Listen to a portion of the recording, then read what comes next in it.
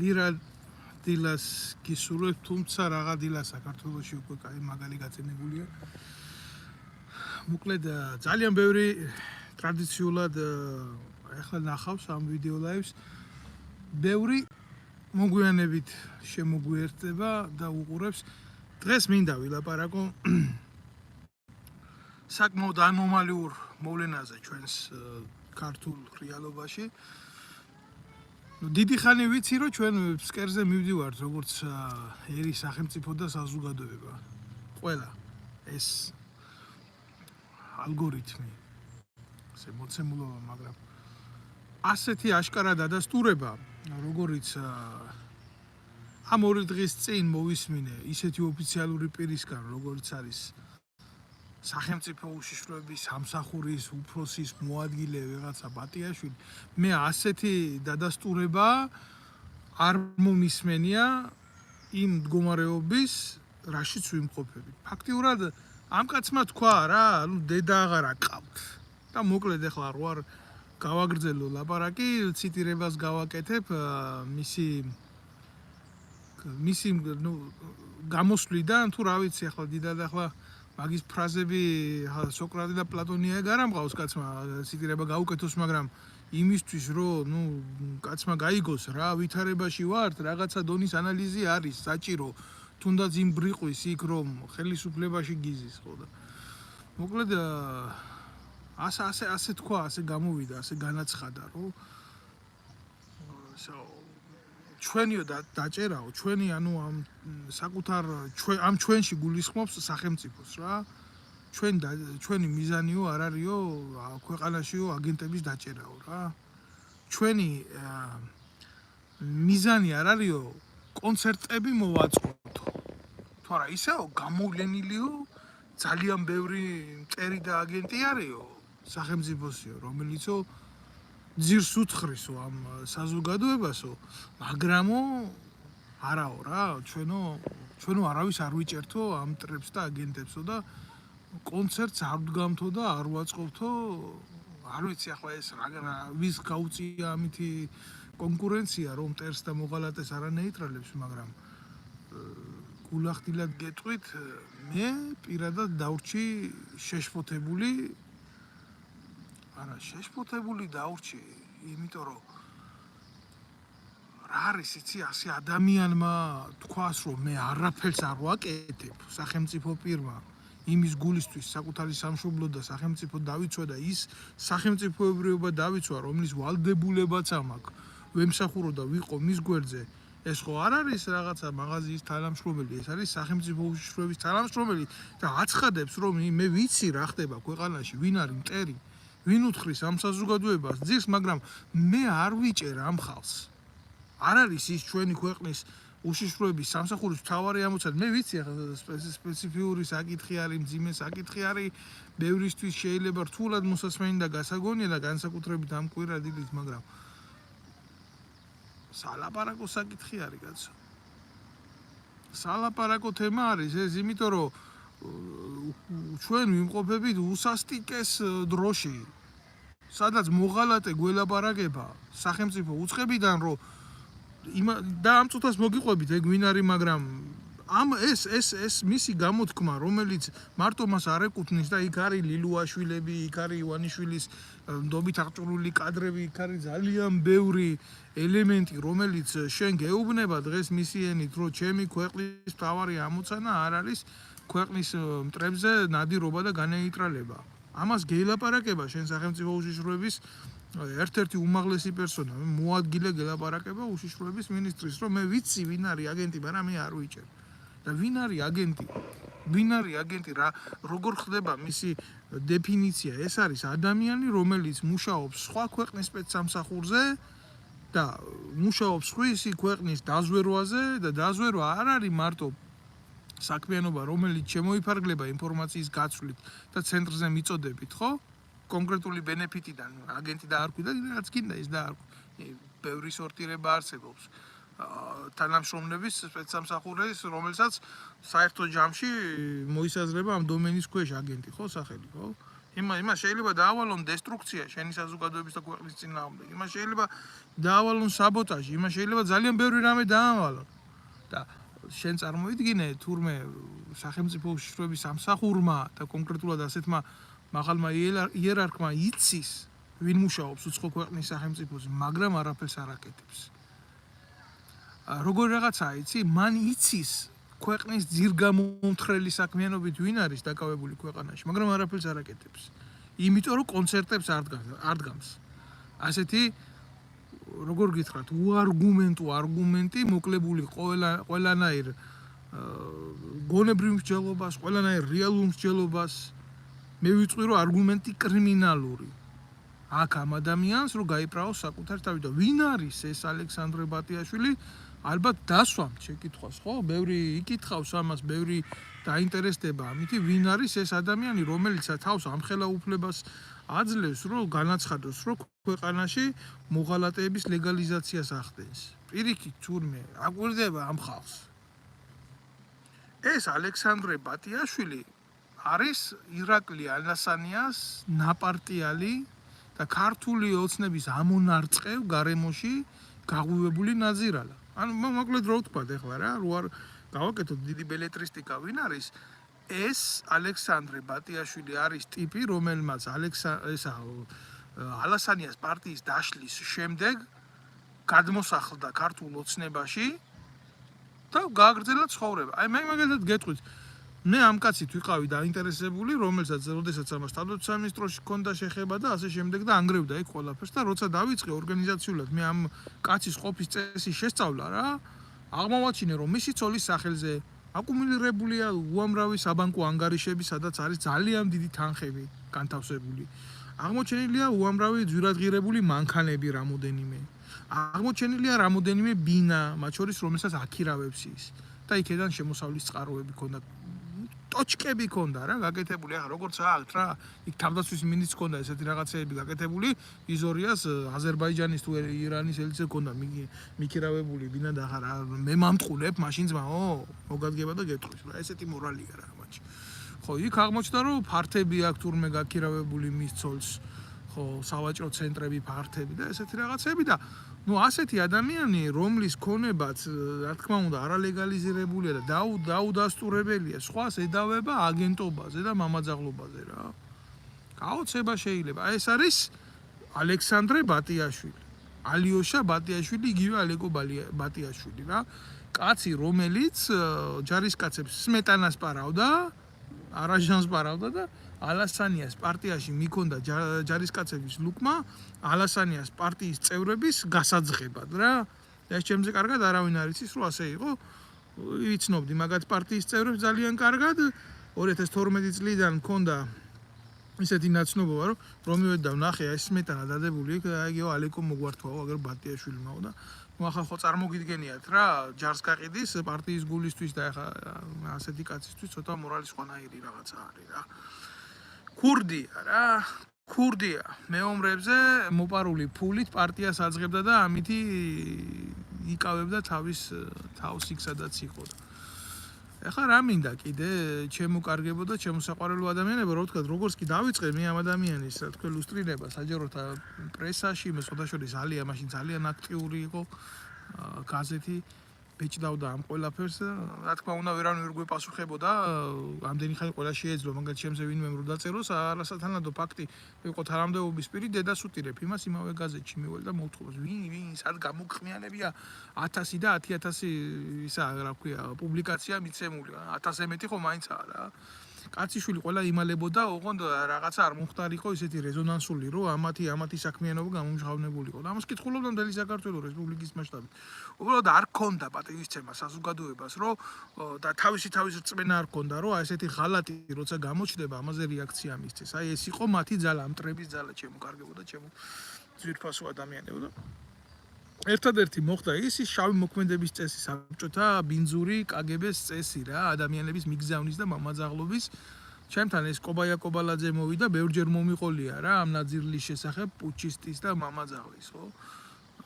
მაგის ამბებს არ ჩავყვები, ის კიდე სალკე ცოდვის ბუკეტია რა, თავს რო გმირად გვტენის, მაგრამ პირველი რაც იყო და რაც მთხოვა ეს იყო, რომ ალექსანდრე ბატიაშვილიო ჩვენი მეგობარი არისო და ჩვენი ახლობელი. მე ვთქვი, სადავური თქვენი მეგობარია ქოცების.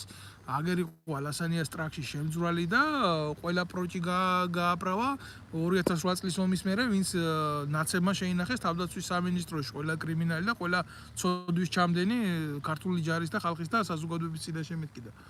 არაო, შენო არიციო მეუნება რა. აბა რა არ ვიცი მე ვუთხარი მე თქვა და მეო მიუგზავნეო მახაჩაო, ესე იგი ეს მახაჩა აი ეს ნაბიჭვარი თავს რო ვეტერანად კვტენის კობაია კობალაძის ტრუსიკის სუნი რა.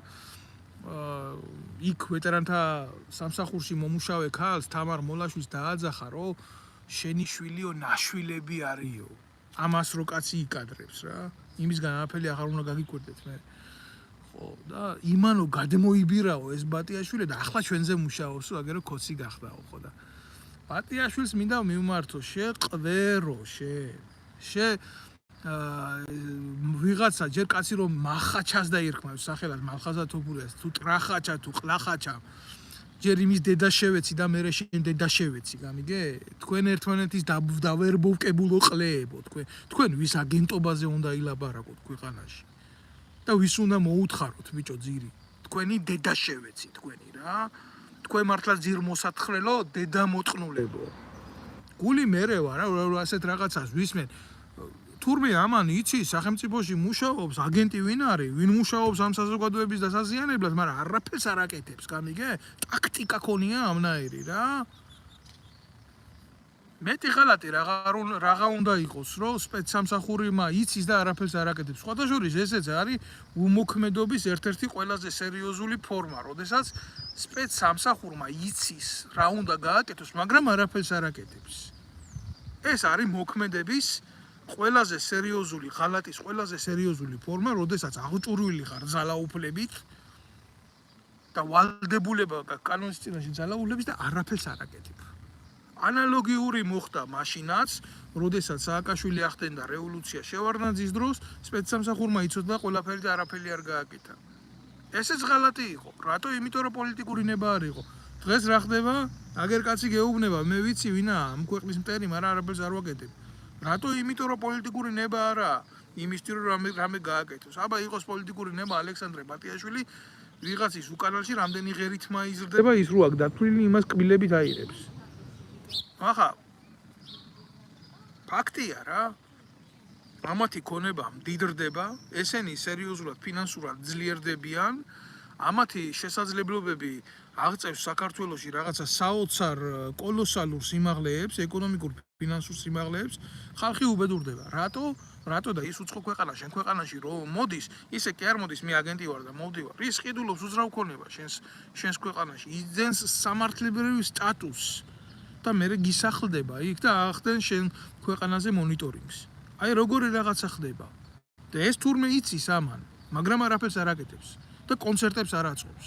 რაღა კონცერტი უნდა დადგა უშიშროების მინისტრის მოადგილე ხარ შენ დედა შევეცი ალექსანდრე ბატიაშვილს მიმართავ აკეთან რა კაც რომელსაც წესიერ სახელმწიფოში ორ ბატს არ ჩააბარებდნენ სხვადასხვა ბატებზე არ მინდა შეურაცხყოფა თქვა იმიტომ რომ ერთ დროს ისტორიულად ბატებმა რომი გადაარჩინეს და ქცევას და ბატები საკმაოდ გონიერი ფრინველები არიან ეს ვინ არის ეს იდიოტი რა როგორ შეიძლება ამას სახელმწიფო ანდო სახელმწიფო უშიშროება ანდო მე ჩემო კარგებო ვიცი ამაზე მომისმენია უშიშროების მოხსენებები პარლამენტში როცა კეთდებოდა და თქვენ მონამორჩილს ჰქონდა იმის საშუალება რომ დასწრებოდა იქ ამ განხილვებს სანამდე მქონდა ამის საშუალება და მიშვებდნენ მე საშვი არ დაუშვეს თქვენ მე ძალიან დიდ საფრთხეს წარმოადგენდი იმიტომ რომ თურმე იქ რო კითხვებს უსვამდი იმ დახურულ შეხვედრაზე ხო ეს მათთვის პრობლემა იყო და იქ თავმოყრილი მაშინ სალომე ზურაბიშვილი 2018 წელი იყო ეს თავმოყრილი ეს ნაძირლები ყველა ერთად ესენი ერთად კლუბნიკა რაც ჰქონდათ გაკეთებული მსჯელობდნენ და იცინოდნენ და ხარხარებდნენ და მტკივნეული იყო ეს მარტო ჩემთვის და ჩემნაირი ადამიანებისთვის და რა გინდათ რა ვიცი რა უნდა კანტორად იყო ჩვეულებრივ ქცეული დაწყებული პარლამენტის და მთელი ამათი სახელმწიფოებრიობა არის თიხის ფეხებზე მდგარი კუშეტკა და მეტი არაფერი რაზე არის საუბარი და რაზე არის ლაპარაკი ხა თუ ვინმე ნორმალურიაო როგორ უნდა თქვა იმ უშიშროების სამსახურში ბევრი გამოვა და მეტყვის შენ ყველას ლანძღავ. თუ ყველას კი არ ვლანძღავ, მაგრამ ასეთ ღალატს რო გაიგონებ, იმაზე კაის მთქმელი ქვეყნის მტერია და თანამონაწილე ამ უბედურების. ახლა გავრცელდა ეს უშიშროების ფაილები და ყველაფერთან ერთად რო ვკითხულობ, კიდე გულსატკელი რა არის, იცით? როგორი კადრები ყავთ მიღებული ამ უშიშროების სამინისტროში? ახლა ხო გააკეთეს ამგენმა უშიშროების აკადემია და რაღაცა ის ჯერ ვინ ეყოლებათ იქ ლექტორებად მიწვეული წარმომიდგენია, მაგრამ ყოველ შემთხვევაში ვინ ყავთ ახლა ამ ფაილებს რო უყურებ რა? კარფურის დაცვის თანამშრომელი. განათლება მისი 0. გამოცდილება მხოლოდ კარფურში ყარაულად ყოფნა.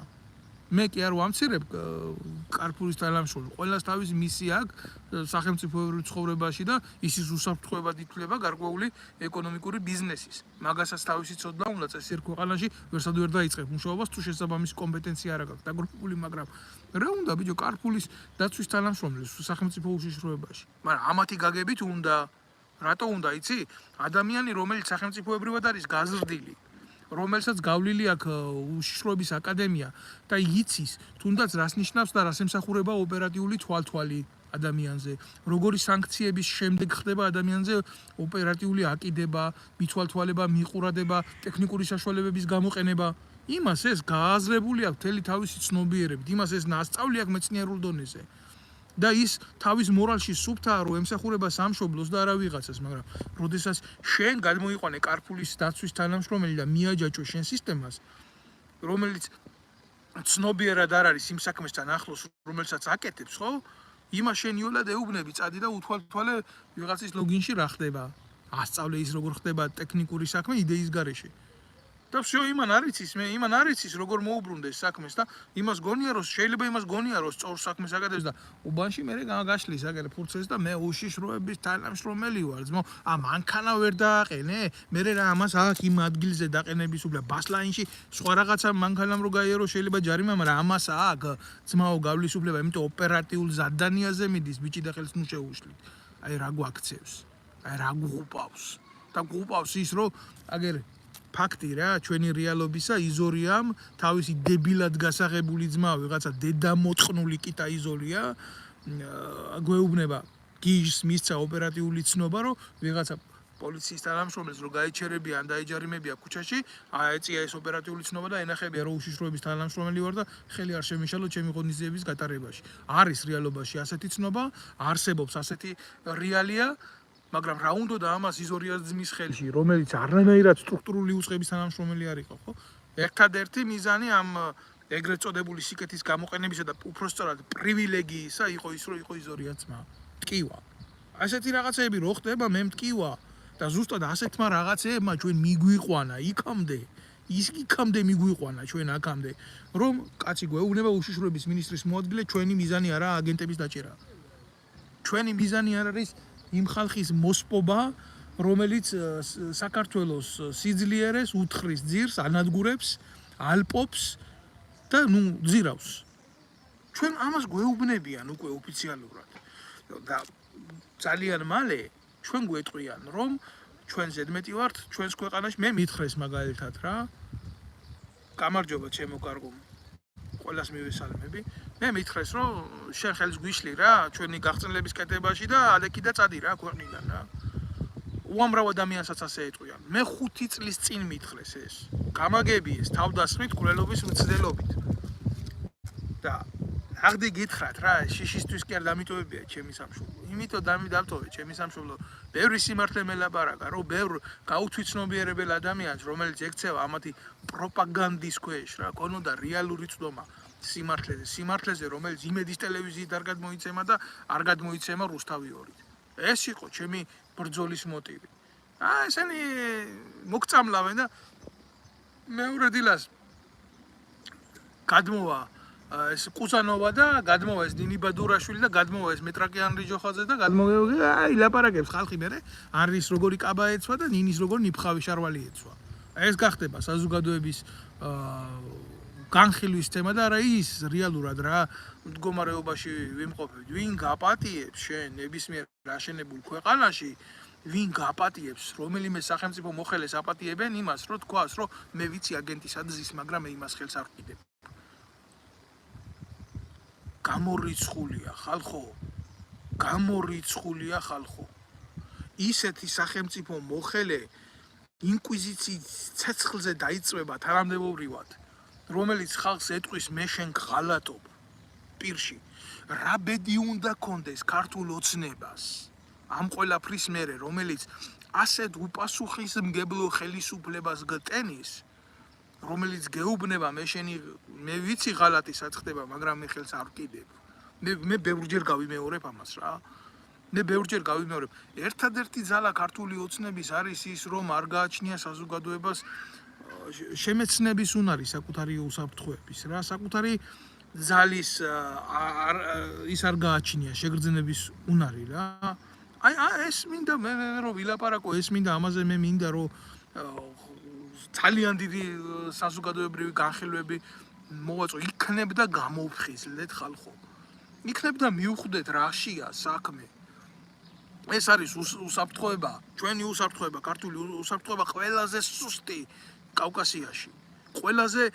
ყველაზე უმაქნისი, ყველაზე მდარე, აი სომხეთს რომ მოუნდეს დღეს 2 საათში თბილისში იქნება თავის შეიარაღებული ძალებით. სომხეთი, რომელიც მიწასთან გაასწორა აზერბაიჯანმა. და დანარჩენი რა ვთქვა ხა, თურქეთს ჩვენ ვერ გაუმკლავდებით, ვერანაირად რუსეთზე ლაპარაკი ზედმეტი არის. ესე ხდება ქვეყანაში, სადაც თავდაცვის მინისტრს 8 შვილი ყავს და 1 შვილი სამხედრო სავალდებულო სამსახურში არ არის ნამყოფი. პატრიოტიზმის დეფიციტია. ესეთი რაღაცა ხდება მაშინ, როდესაც პოლიციის რაღაცნაირად გამხდარი, არ ვიცი, პოლკოვნიკი, უცებ ახტება წოდებას, ჯერ ერთი ესეთი გადმოხტომა არ შეიძლება მოხდეს და უცებ შეიარაღებულ ძალებში პოლიციელი, ისიც ვიცე-პოლკოვნიკი ხდება ბრიგადის გენერალი, ვიღაცა ლელა ჩიქოვანი, რომელსაც ბანკების მეშვეობით დაყიდი აქვს დაზალოგებული ქონება. და რომელსაც უნდა მისი შვილი, რომელიც კარიერულად გამოზარდა, ჯარში არ ყოლია, ამერიკაში გაეშვა სამხედრო ატაშედ, მაგრამ სამხედროში არ იყო დამზახური და ესეთი ფიქცია არ დაუშვა ამერიკის შეერთებულმა შტატებმა ამათ სანქციებამდე. მე არ ვლაპარაკობ, რომელი ქვეყანა კარგია, ცუდია, მეგობრულია და არსებობს რაღაცა სახელმწიფოებრივი ფორმები, რომელიც უნდა იქნას დაცული და რომელსაც უნდა სცეს სახელმწიფო ინსტიტუციამ პატივი, იმიტომ რომ სახელმწიფოში თუ მართავს ყველაფერს განსაკუთრებით წესრიგს და კანონს კონსტიტუცია, მაშინ იქ არჩება ადგილი ბანდების საკეთილდღეოდ, მაგრამ საქართველოში კონსტიტუციას ისეცვლიან როგორც ტუალეტის ქაღალდისვებენ უკანალში და ეს მოედანი რჩება ამ ნაძირლებს და ეს გარემო არის ხელში მოქცეული ამ ნაძირლების და გვიმტკიცებენ, რომ ღალატი, რომელიც მოედინება ამათგან, ეს არის ნორმალური და ეს არის ჩვეულებრივი ფაქტორი და ჩვეულებრივი შემთხვევა. ძიმეა სათქმელად, მაგრამ ამას თუ დღეს შენ არ დაინახავ, ამაზე შენ თუ დღეს რეაქცია არ გექნება. აბა რაზე გექნება რეაქცია? აბა რაზე გექნება შეხედულება? იმაზე, რომ სახელმწიფო უშიშროების სამსახურმა მოაგროვოს ტროლაჟი აგიხსნით რა არის ადამიანები, ბევრ კომპიუტერებთან დაჯდეს და დღეში ლიმიტირებული კომენტარები წეროს არასასურველი ადამიანების გვერდებზე, იქნებიან ეს ნაცები, იქნებიან ეს პროლიბერასტული საზოგადოება, თუ იქნებიან თუნდაც ჩემნაირი ადამიანები, რომ რამენაირად ის ადამიანები, ვინც უსმენს და მიილტვის სიმართლისკენ, არ შეექმნეს იმის განცდა, რომ ქვეყანაში შეიძლება არსებობს ალტერნატიული სიმართლე და რეალობა. თუ ასე არის ეს და თუ ვინმე სხვა პატრიოტიზმი აწუხებს, ხო? მაშინ რატო ხდება? მაშინ სხვანაირად რა. მე არ ვიცი, ახლა აქედან ახლა მისმენს, არ მისმენს, ალბათ მომისმენს, ალბათ ენას მიუტანენ. კოცების ერთ-ერთი ის არის რა, მოტრფიალე ტიპი, ვიღაცა მასტერი. მე არ ვიცი ამ ბიჭის სახელი ვინა და სხვათა შორის რატომღაც შინაგანი განცდა, მაგრამ ცუდი კაცი არ უნდა იყოს. ბუნებრივად, შეიძლება ადამიანი არის, მაგრამ სისტემა მოიტანა გახადა რა, ამათი თაყვანისმცემელი და არა, იმის უნარი, რომ ან სარგებელს ღებულობს, მაგრამ თვითონ შინაგანად ამჯერა, რომ ცუდი პიროვნება შეიძლება იყოს რა. და გამოაქვეყნა სურათი აი ასაკში შესულ კაცი არაფერს არ ვიტყვი და ახალგაზრდა გოგონა ლეიტენანტის წოდების სამხედრო ფორმაში და სამხედრო პოლიცია აწერია ბეჯზე და ულოცავს რაღაცა კეთილსინდისიერი მოვალეობებისთვის შესრულებულ იმას რა ქვია მედალს თუ ჯილდოს გავაკეთე კომენტარი სხვანაირად ძირითადად არ ვაკეთებ არსად კომენტარებს გავაკეთე კომენტარი რომ შენ სად იყავი ახალგაზრდა კაცო, მე უთხარი რა. ალბათ პარიზში რეპს მღეროდი მაშინ, იმიტომ სამხედრო სავალდებულო შენ არა გაქვს ნამსახური, იმიტომ ყველა ვინ საქართველოს მოქალაქეების შესახებ ინფორმაცია ჩემთვის ცნობილია მეტნაკლებად, იმიტომ ორგანიზაციულად ამ ჯარის წესებს მე უდექი და ვიცი ვინ სად რა ბაზაზია ნამსახური. უმრავლეს შემთხვევაში ეს ყველაფერი ვიცი. შენო რა ბოროტულადო რაში გჭირდებაო ამნაირ რაღაცების გაკეთებაო რა ასეთ კომენტარებს. ესე იგი კითხვა თუ დაუსვი კაც რომ შენ სად იყავი, რატომ არ გქონდა სურვილი გემსახურა ჯარში, ხო? როდესაც შენ გამოდიხარ და საზოგადოებასთან ლაპარაკობ და ვიღაცას ულოცავ რაღაცა წარმატებებს, ხო? სამხედრო წარმატებებს, ხო? ეს ყოფილა ჩაჯინება და ვიღაცის რაღაც. არა, ჩემო კარგო. მე აუხსენი რომ პირველი თუ აქ საერთოდ ადამიანს წარმოდგენა, რომ რა არის სამხედრო პოლიცია, ხო? ესა ძალიან სპეციფიური დანაყოფ, მე დღეს უსაფრთხოებაზე ვსაუბრობ. სამხედრო პოლიციაში რომ სამხედრო მოსამსახურე მიდის, იმას უნდა კონდეს ჯარის ყველა ინსტანცია მოთელილი. სახეობების და გვარეობების მიხედვით, რომ იმან შეძლოს ჯარისკაცის ქმედებაში და ზოგადად იმ რუტინაში, რასაც ქვია შეიარაღებულ ძალებში მსახური, დანახვა პრობლემის და იმ პრობლემაში კიდე დანაშაულის, რომ ამის ინსპექტირება და სანქცირება მოახდინოს. ჯო რა გააკეთა ამნაირი ჯერ ერთი ცხვირმოუხოცავმა ლაწირაკმა გოგომ, სად მიიღო ჯერ ლეიტენანტის წოდება, მე არ ვიცი და ნაკლებად მეეჭვება, რომ ადამიანმა ასე მარტივად სამხედრო პოლიციაში ამ წოდებით შეძლოს მსახური, ხო? და მეორე დაისვა, ხო, ეს შეკითხვა, რომ ბუნებრივია, რომ რა გააკეთა ამნაირი ამ ცხვირმოუხოცავმა ლაწირაკმა, რა განსაკუთრებული სამსახურეობრივი ვალდებულებები შეასრულა კეთილდღეობად, რომ მედალი მიიღო მინისტრისგან. ამ ჩიქოვანისგან, რომელიც ესეც ალასანიას ნარწყევში გამოზრდილი ვიღაცა ნაბოზვარი უზით დღეს თავდაცვის მინისტრად. ბუნებრივია რა, ეს შეკითხვები დაისმევა და მე რა თქმა უნდა ეს კომენტარის წაშალა. ეს არის პასუხი კოცების პროპაგანდიზმის და ეს არის კოცებთან დაახლოებული ტიპების პასუხი. თუ არიცით რას ეხებით, ჯობია ნუ შეეხებით რა. თუ ვინმესთვის კეთილდღეობის და წარმატების მილოცვა გინდათ, გააკეთეთ პირადში რა. ჩვენ ნუ დაგვაყლევებთ. ვისაც შეხება გვაქვს ამ სამყაროსთან, ამ ურთულეს გამოწვევებთან, რასაც ქვია ქვეყნის უსაფრთხოება, ნუ დამაჯერებთ, რომ რაღაცა ყველაფერი კარგად ხდება და ივენთად ნუ აქციეთ, ბიჭო, ქვეყნის უსაფრთხოება რა. 8 მარტის დღე რო არის, ქალებს რო ულოცავენ და დედების დღე რო არის, რომ ყველა დედას უნდა მიულოცო, არ არის რა, შეიარაღებულ ძალებში ფორმაციები, დაწინაურებები, ცუდად დაწინაურებულებო თქვენ, დაწინაურებები, მილოცვები, ესე არ ხდება, ესე არ არის და ივენთებად ნუ აქციეთ ეს ყველაფერი. თუ არა გამოგვივიდა კაცი და გვეუბნება, რომ მე ვიცი სად ზის აგენტი და გაროჩი არ ვაკეთებ ამაზე რეაქციას რა. რა ვქნათ, ესე იგი, შეკითხვა მინდა დაუსვა იმ ბატიაშვილს იმ უშიშროების მინისტრის მოადგილეს, რომელიც აცხადებს, რომ მე ვიცი სად არის აგენტი, მაგრამ ჩვენი დაჭერა სახელმწიფოსი მის თავარამოცანას არ წარმოადგენსო. ანუ შენ იცი შეიარაღებულ ძალებში აგენტი ვინ არის, მაგრამ შენ იმას არ აკავებ, ხო? შენ იმას საშუალებას აძლევ, მოაგროვოს ინფორმაცია ჩვენი ქვეყნის შეიარაღებული ძალების პოზიციების, მდგომარეობის, შიდა რესურსების, სუსტი წერტილების, საბრძოლო მზადყოფნის შესახებ, გადასცეს მტერს, შენ ეს იცი და შენ ამაზე არაფერს არ აკეთებ. აი ესეთი ლეგიტიმური შეკითხვა, მე საქართველოს მოქალაქე ვარ, შენ დედა შევეცი ალექსანდრე ბატიაშვილო. მე ვარ 2008 წლის ომის მონაწილე ვეტერანი. შენ შეიძლება არ მთვლიდე ვეტერანად, არც საქართველოს მოქალაქედ, მაგრამ ბიჭო, ეს ხო იმას არ ნიშნავს, რომ ეს ასე არ არის. ხო და გისვამ კითხვას, შენ თუ ეს ყველაფერი იცი, შენ ამაზე რეაქცია რატო არ გაქვს? მაშინ იმაზე დიდი მოღალატე, რომელიც შენ ხარ და შენი გუნდია და შენი მომყვანია, შენი რეკომენდაციის მომწემელია, არსებობს ვინმე? არ არსებობს. მთელი გუნდი თქვენ ბიძინა ივანიშვილისეული მოღალატეები ხართ. მტრები ხართ. თქვენ ადამიანს აი ესე რა, ლობიოს რო სინჯავენ, ისე უსინჯავთ პოლიტიკურ გემოვნებას და თუ თქვენს ჩეიკაში არ ზის, უტყრავს დედის ტრაქს. ეს არის რეალობა, ეს არის ის მწარე რეალობა, რასაც ჩვენ ქართველები გაურბივართ. არ უნდა გავექცეთ ქართველებო ჩვენ ამას. არ უნდა ვემალებოდეთ ჩვენ ყოფას გეუბნებით. ჩვენ ეს მძიმე მდგომარეობამდე მიგვიყვანს. მოგსპობს, მოგვდაგავს და გაგვანადგურებს. დანარჩენი აგერ ახართ თქვენ, აგერ არის ის რეალობა, რაშიდაც ცხოვრობთ და გადაწყვიტეთ, სად გინდათ ცხოვრება. გამოფხიზლდით.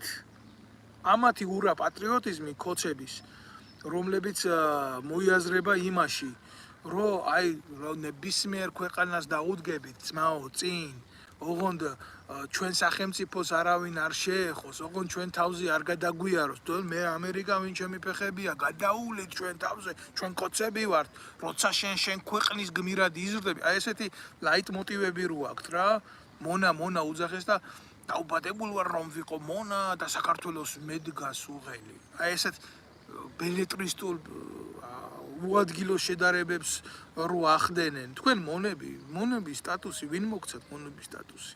მონა შეიძლება ძალად იყოს დამორჩილებული და იმას ღირსება კონდეს. თქვენ სადა გაქვთ ღირსება? თქვენ სადა გაქვთ სინდისი, სადა გაქვთ ნამუსი, სადა გაქვთ? თქვენ მონები კი არა, თქვენ ახართ ამებები. ერთუჯრედიანი ცხოველური წარმონაქმნის არსებები ხართ თქვენ. აი ეს არის რეალობა.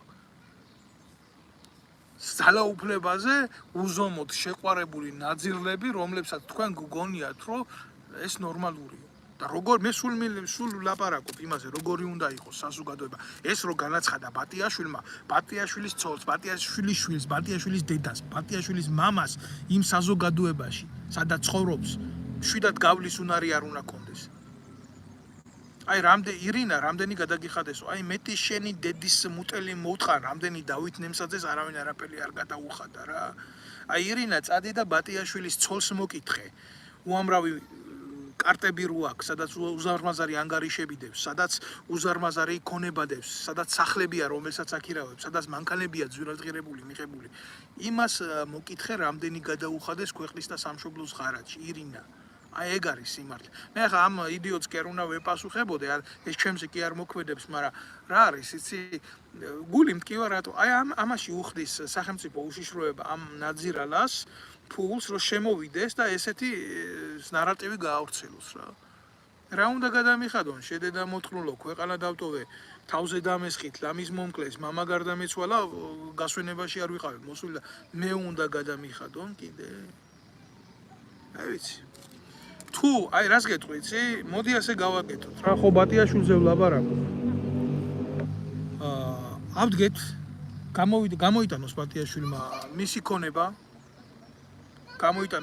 ქონება, დადოს საჯაროდ, ლუსტრაციით და მერე მოძებნეთ ჩემი ქონება და თუ ერთი ლარის ქონებაც იპოვით.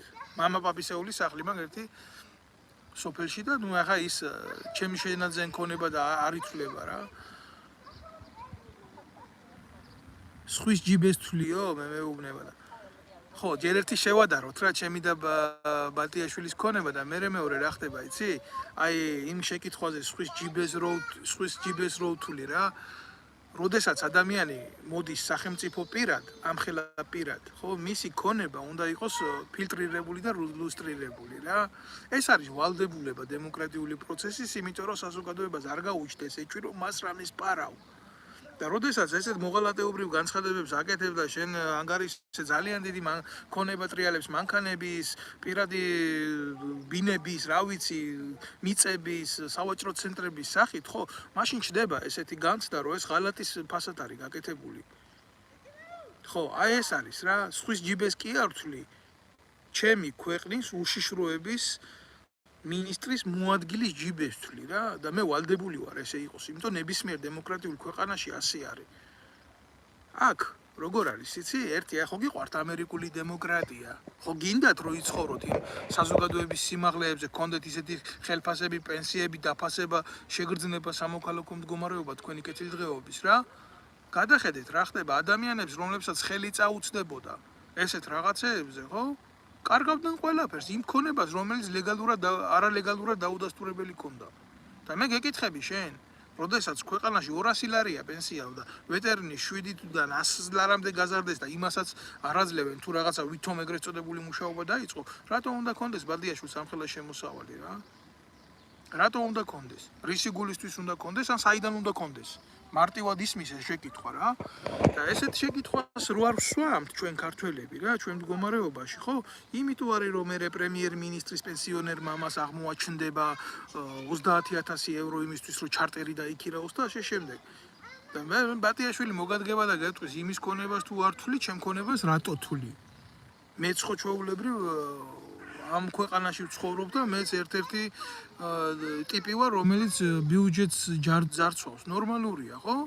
იმიტომ სხვაზე არა გაქვს პრეტენზია და ჩემზე გაქვს პრეტენზია. ესეთია თქვენი მორალი? მე კარგად ვცხოვრობ, სხვა სხვისი არ მინდა. მოდი. წადი ჩიტებთან. მე კარგად ვცხოვრობ და სხვისი არ მინდა. მე არ ვიცი, ახლა ხო აი ესეთ მე ამას ნამდვილი გითხრათ აი ამ ფრაზის შემდეგ, რა ვიცი, ვერ მივიჩნევ რაღაცა დალაგებულ ტიპად, იმიტომ რომ მე კარგად ვცხოვრობ, სხვისი არ მინდა. ხო დაიკეტე ჯიგარო შენ ღობეში და იყავი შენ ღობეში და გააგრძელე შენ ღობეში ცხოვრება და რა ვიცი ხა. მე არა მაქვს შენზე ლაპარაკი კონკრეტულად, რაც გინდა ისქენი. რა ხდებაო? თინათინ უნდა უყურო ამ ბლოგს ათქობა თავიდან რომ გაიგო რა ხდება, იმიტომ რომ ჩვენ ლაპარაკობთ დღეს სახელმწიფო უშიშროების მინისტრის მოადგილის განცხადებაზე, რომელმაც თქვა რომ აგენტები იცის ვინ არის და არიჭერს ქვეყანაში. აი ესეთი რაღა. ასეთ რაღაცაზე ვლაპარაკობთ.